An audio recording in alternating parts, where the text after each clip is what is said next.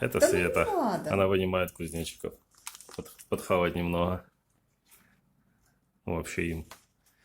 Ой, они такие противные.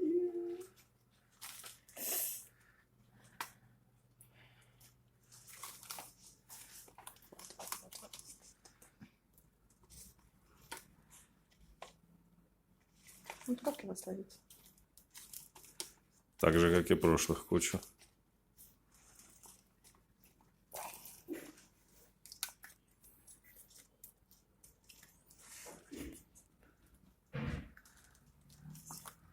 Там сидит паук. Он его сожрет.